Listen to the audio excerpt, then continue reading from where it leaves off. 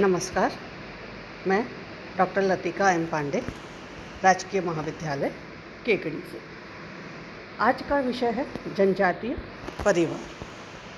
परिवार के बारे में अगर हम बात करें तो चूँकि हम एक सामाजिक प्राणी हैं और परिवार के अंतर्गत हम रहते हैं, तो बेसिक जानकारी हम सबको है कि परिवार क्या है, किस आधार के ऊपर है, कैसे निर्मित हो रहा है, उसकी जानकारी। लेकिन जनजातीय समाज के अंतर्गत यह क्या है, क्या स्वरूप इनके हैं, और इन सब की चर्चा सामाजिक मानवशास्त्र का जो आपका पेपर है उसके अंतर्गत जनजातीय परिवारों के ऊपर विशेष रूप से चर्चा हम कर रहे हैं। सबसे पहले देखें परिवार का अर्थ क्या है। तो परिवार अंग्रेजी शब्द फैमिली का हिंदी रूपांतरण है। अंग्रेजी शब्द फैमिली की उत्पत्ति लैटिन शब्द फैमुलस से हुई है। फैमुलस एक समूह के लिए प्रयुक्त होता है जिसमें सदस्य जो हैं वह सेवा भाव के साथ में जुड़े हुए हों। तो एक ऐसा समूह है परिवार जिसमें माता पिता और उनके बच्चे जो हैं वह सेवा भाव के रूप में एक दूसरे के साथ में जुड़े होते हैं। परिवार सभी समाज और संस्कृतियों में पाया जाता है। परिवार का जो आधार है वह आपसी सहयोग, प्रेम, त्याग और श्रद्धा की भावना जो है उसके साथ में जुड़ी हुई है। अगस्त कॉम्ट परिवार को समाज की आधारभूत इकाई मानते हैं। उनका मानना है कि अगर परिवार नहीं होगा तो समाज का अस्तित्व संभव नहीं है। इसलिए परिवार जो है वह समाज की आधारभूत इकाई है। समाज की संरचना परिवार के माध्यम से ही निर्मित होती है। परिवार एक बालक की प्रथम पाठशाला के रूप में कार्य करती है, क्योंकि यहीं पर रहकर बालक अपनी प्रारंभिक जो चीज़ें हैं, अपनी सामाजिक व्यवहार की जो चीज़ें हैं प्रारंभिक रूप में, वह परिवार के माध्यम से ही सीखता है। परिवार ही मृत्यु और अमृतत्व दो विरोधी अवस्थाओं का संगम माना गया है। ऐसा इसलिए कह रहे हैं हम क्योंकि परिवार के अंतर्गत जो बुज़ुर्ग हैं उनकी मृत्यु होती रहती है और नए जो बच्चे हैं उनका जन्म यहाँ पर होता रहता है। तो मृत्यु और अमृतत्व दो विरोधी अवस्थाओं का संगम यहाँ पर इसे माना गया है। अब हम देखें परिभाषाओं की बात करें तो इसको अलग अलग लोगों ने अलग अलग रूप में परिभाषित किया है। किसी ने इसको सामाजिक समूह के रूप में परिभाषित किया है, तो कुछ समाजशास्त्री इसको सामाजिक संस्था के रूप में परिभाषित करते हैं, कोई समाज की एक इकाई के रूप में परिभाषित कर रहे हैं, और कोई लोग इसको एक समिति के रूप में परिभाषित करते हैं। ऑगबर्न और निमकॉफ ने समिति के रूप में किया है। इलियट और मैरिल ने सामाजिक इकाई के रूप में इसे परिभाषित किया है। बर्जेस और लॉक इसे समूह के रूप में परिभाषित कर रहे हैं। तो हम अलग अलग लोगों ने क्या इसकी परिभाषा दी है, उन परिभाषाओं को देखते हैं। सबसे पहले श्यामाचरण दुबे। परिवार में स्त्री एवं पुरुष दोनों को सदस्यता प्राप्त रहती है। उनमें से कम दो विपरीत यौन लिंग के व्यक्तियों को यौन संबंधों की सामाजिक स्वीकृति रहती है और उनके संसर्ग से उत्पन्न संतान मिलकर परिवार का निर्माण करते हैं। तो सामान्य रूप में देखें तो वो कह रहे हैं दो विपरीत लिंग के व्यक्ति हैं और उनके शारीरिक संसर्ग से जो संतानें उत्पन्न होती है वो मिलकर के एक परिवार की स्थापना करते हैं। मर्डॉक, जिन्होंने विश्व के लगभग 250 समाजों का अध्ययन किया है, वह कहते हैं परिवार एक ऐसा सामाजिक समूह है जिसके लक्षण सामान्य निवास, आर्थिक सहयोग और जनन हैं, जिसमें दो लिंग के बालिग शामिल हैं। यहाँ पर वो एम्फेसिस दे रहे हैं कि बालिग व्यक्तियों के बीच, अगर नाबालिग लोग हैं तो वह इसमें परिवार की स्थापना नहीं कर सकते। दो लिंग के बालिग शामिल हैं जिनमें कम से कम दो व्यक्तियों में स्वीकृत यौन संबंध होता है, और जिन बालिग व्यक्तियों में यौन संबंध है उनके अपने या गोद लिए हुए एक या अधिक बच्चे होते हैं। अर्थात या तो स्वयं की संतान हो या संतान स्वयं की ना हो करके अगर आपने किसी कारण से गोद ली हुई है तो वह भी आपके परिवार का हिस्सा स्वीकार की जाएंगी। बर्जेस और लॉक कहते हैं ऐसे व्यक्तियों का समूह है परिवार जो विवाह रक्त या गोद लेने के संबंध द्वारा संगठित है, जो छोटी सी गृहस्थी का निर्माण करते हैं, एक दूसरे से अंतःक्रियाएं करते हैं और एक सामान्य संस्कृति का निर्माण करते हैं और उसकी देखरेख भी करते हैं। तो सामान्य रूप में एक समूह के रूप में कहा है, जिसमें विवाह संबंधी हैं, क्योंकि माता पिता का जो संबंध है वो विवाह के माध्यम से हुआ है, तो विवाह संबंध है। रक्त संबंध, उनकी संतानें हैं, वो रक्त संबंधी है, या गोद ली हुई संतानें हैं, तो वह भी संबंध यहाँ पर परिवार के रूप में स्वीकार किया गया है, जो एक गृहस्थी का निर्माण कर रहे हैं, आपस में अंतःक्रिया मतलब आपस में एक दूसरे से निरंतर बातचीत कर रहे हैं और एक सामान्य संस्कृति का निर्माण करते हैं, जिसकी वे देखरेख करते हैं।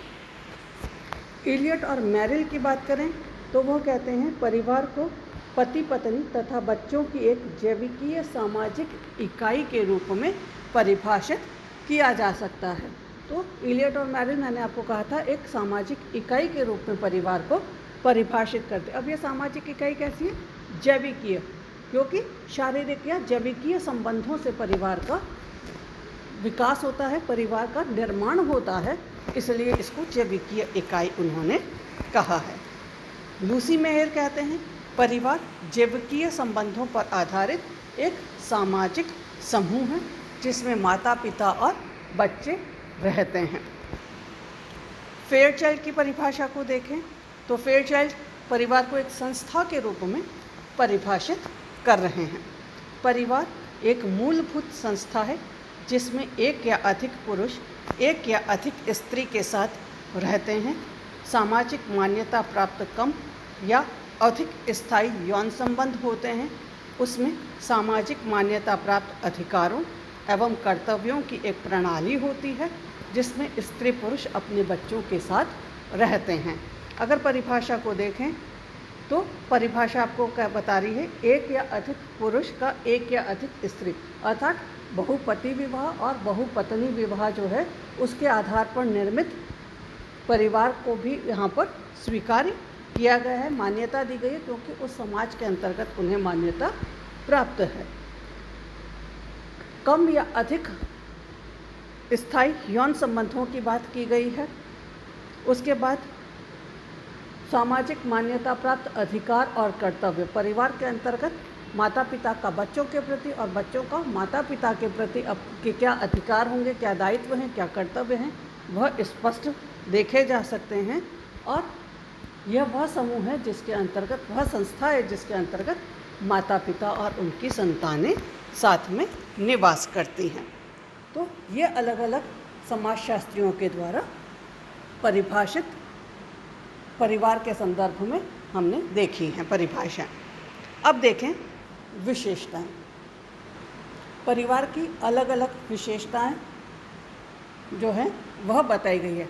अगर सामान्य रूप से हम कहें तो बहुत सारी विशेषताएं ऐसी है जो हमें हर जगह पर दिखाई देती है, हर जगह हम उनको देखते हैं, सार्वभौमिक रूप से दिखाई दे रही हैं। तो उनमें से कुछ हैं जिनकी चर्चा हम यहाँ पर देख लेते हैं। पहले मैं आपको बता देती हूँ कौन कौन सी हैं। सार्वभौमिकता, भावनात्मक आधार, संतान का लालन पालन, सामाजिकरण, सामाजिक संरचना में केंद्रीय स्थान, सामान्य निवास, सदस्यों में उत्तरदायित्व की भावना, सामाजिक नियंत्रण, विवाह संबंधों पर आधारित वंश नाम की व्यवस्था, आर्थिक व्यवस्था और परिवार की स्थायी और अस्थायी प्रकृति। सबसे पहले देखें सार्वभौमिकता। सार्वभौमिक अर्थात जो हमेशा विद्यमान रही हो। तो सामाजिक इकाइयों में परिवार सबसे मौलिक और छोटी इकाई के रूप में स्वीकार की गई है। यह समाज के विकास के सभी स्तरों, सभी कालों में विद्यमान रही है और विश्व के कोई से भी समाज हों उनके अंतर्गत हम परिवार को देखते हैं। यह सत्य है कि अलग अलग जगहों पर परिवार का जो स्वरूप है वह भिन्न भिन्न है, लेकिन सार्वभौमिक रूप से यह सभी कालों और सभी समाजों में विद्यमान रही है। इसलिए हम कहते हैं परिवार सार्वभौमिक है या यहाँ पर सार्वभौमिकता का गुण विद्यमान है। दूसरा कहते हैं भावात्मक आधार। परिवार के सभी सदस्य जो हैं वे भावात्मक रूप से एक दूसरे के साथ में संबंधित होते हैं, एक दूसरे से बंधे हुए होते हैं। इन सदस्यों के बीच घनिष्ठ संबंध पाया जाता है जिसका आधार त्याग, प्रेम, वात्सल्य है। स्वार्थ की भावना यहाँ पर नहीं देखी जाती है। ये त्याग, वात्सल्य की जो भावनाएं हैं यही परिवार के सदस्यों को आपस में एक दूसरे के साथ में जोड़े रखती है और उनके संबंधों को स्थायित्व और दृढ़ता प्रदान करने का कार्य करती है। नेक्स्ट हम कहते हैं रचनात्मक प्रभाव। रचनात्मकता का तात्पर्य सामाजिक विकास में सहायता के साथ जुड़ा हुआ है। परिवार के जितने भी छोटे बच्चे हैं उन पर सदस्यों का सीधा प्रभाव पड़ता है, जिसके कारण बच्चा परिवार में विद्यमान सांस्कृतिक गुणों को आत्मसात कर अपना सामाजिक व्यक्तित्व निर्मित करता है। अर्थात अगर आप परिवार के अंतर्गत अच्छी बातें करते हैं तो बच्चे में अच्छे संस्कार आएंगे। अगर आप मारपीट और गाली गलौज करके बोलते हैं दूसरे को, वैसे संस्कार बच्चे में, क्योंकि बच्चा आपसे ही वह चीज़ों को ग्रहण कर रहा है, सीख रहा है। इसलिए आप जिस प्रकार का व्यवहार करते हैं उसी प्रकार का प्रभाव बच्चे के ऊपर पड़ता है। इसलिए हम कहते हैं रचनात्मक प्रभाव। चार्ल्स फूले कहते हैं परिवार मानव स्वभाव की पोशिका है, क्योंकि आप जो कुछ उस बच्चे को परोस रहे हैं वह उसे ग्रहण कर रहा है, पोषण कर रहा है उसका। इसलिए जो स्थिति है वो हम कहते हैं कि बच्चे के सामने कभी भी गलत व्यवहार, गलत शब्दों का प्रयोग नहीं करना चाहिए, क्योंकि वह तुरंत उसको ग्रहण कर लेता है। अगर आपने देखा होगा कि आसपास अगर कोई गाली गलौज करके बोलता है, मारपीट करते हैं, तो बच्चे उस शब्दों को तुरंत सीख जाते हैं। अगर कहीं पर आरती और भजन हो रहे हैं तो बच्चे उनको ग्रहण करते हैं। तो जिस वातावरण में बच्चा रह रहा है उस वातावरण का उस बच्चे के ऊपर प्रभाव पड़ता है, और यही रचनात्मकता है। नेक्स्ट हम कहते हैं सीमित आकार। परिवारों की जो सदस्य संख्या है वह बहुत अधिक नहीं होती है। परिवार का आकार जो है वह हमेशा सीमित रहता है। अगर एकल परिवार है तो माता पिता और उनकी अविवाहित संतानें 4 या 5 लोग मुश्किल से एक परिवार के सदस्य होते हैं। अगर संयुक्त परिवार है तो 35, 40, 50 लोग वहाँ पर रह सकते हैं, लेकिन यह आकार सीमित रहता है क्योंकि प्राणीशास्त्रीय आधार पर व्यक्ति की मृत्यु भी होती है और परिवार में नए बच्चों का जन्म भी होता है, और कई बार परिवार विभाजन के कारण भी जो आकार है वह छोटा हो जाता है या सीमित रहता है। नेक्स्ट हम कहें सामाजिक संरचना में केंद्रीय स्थान। तो सामाजिक संरचना मूलतः अनेक परिवारों के योग से ही बनता है। हमने कहा था कि सामाजिक संरचना में परिवार की केंद्रीय इकाई, परिवार मूलभूत इकाई के रूप में काम करता है, और परिवार जब आपस में जुड़ते हैं तो वह एक बृहद समूह का निर्माण करते हैं। आदिम समाज के अंतर्गत जो संगठन बनते हैं, गोत्र है या भातृदल है या वंश है, इनकी सदस्यता परिवार के माध्यम से ही निर्धारित होती है। इसलिए हम कहते हैं कि जो भी सामाजिक संरचना है उस सामाजिक संरचना में परिवार जो है वह केंद्रीय या मूलभूत इकाई के रूप में कार्य करता है। अगर परिवार नहीं है तो सामाजिक संरचना के निर्माण करने में बहुत अधिक कठिनाई होगी। नेक्स्ट हम कह रहे हैं असीमित उत्तरदायित्व। परिवार समाज की प्रारंभिक इकाई है जिसमें व्यक्ति पैदा होता है, बड़ा होता है और मृत्यु को प्राप्त करता है। इस दौरान परिवार के सदस्यों के असीमित उत्तरदायित्व होते हैं, क्योंकि जन्म से लेकर के मृत्यु तक हम अपने जीवन में कई सारे अलग अलग उत्तरदायित्व अलग अलग समय पर निभाते हैं, और ये उत्तरदायित्व परिवार के माध्यम से हमें दिए जाते हैं या परिवार के माध्यम से तय होते हैं। जब हम बच्चे होते हैं तो हमारे उत्तरदायित्व और कर्तव्य अलग होंगे, जब हम बड़े हो जाते हैं तो हमारे उत्तरदायित्व और कर्तव्य अलग प्रकार के, लेकिन जीवन भर हमारे परिवार के साथ में जुड़े हुए कुछ न कुछ उत्तरदायित्व और कर्तव्य हमेशा रहते हैं, और इन उत्तरदायित्व और कर्तव्यों के माध्यम से हम अपनी और परिवार की जो आवश्यकताएं हैं उनको पूरा करने का प्रयास करते हैं। नेक्स्ट, सामाजिक नियंत्रण। प्रत्येक समाज अपने लिए जीवन के कुछ मूल्यों को विकसित करता है जो व्यक्ति एवं परिवार को नियंत्रित और उसके व्यवहार को नियमित करने का प्रयास करती हैं। विवाह एवं परिवार से संबंधित प्रथाएं और परंपराएं परिवार को बनाए रखने और उस पर नियंत्रण रखने में योग देती हैं। हर परिवार की अपनी कुछ परंपराएं हैं, कुछ नियम कायदे कानून होते हैं जिनके माध्यम से परिवार के सदस्यों से अपेक्षा की जाती है कि वह इन व्यवहारों के अनुरूप कार्य करें, और जब आप उन व्यवहारों के अनुरूप कार्य नहीं करते हैं तो परिवार के सदस्य आपको उसके विपरीत कार्य करने से रोकते हैं। नेक्स्ट, वंश नाम की व्यवस्था। प्रत्येक परिवार का अपना एक वंश नाम होता है जिसके माध्यम से हम उसे पहचानते हैं। नेक्स्ट अब कह रहे हैं विवाह संबंधों पर आधारित। विवाह के बाद ही परिवार अस्तित्व में आता है, इसलिए परिवार विवाह संबंधों के ऊपर आधारित है। नेक्स्ट हम कह रहे हैं स्थायी और अस्थायी प्रकृति। परिवार समिति के रूप में अस्थायी है क्योंकि किसी एक परिवार का अस्तित्व समाप्त हो सकता है, लेकिन एक संस्था के रूप में परिवार की जो प्रकृति है वह स्थायी है।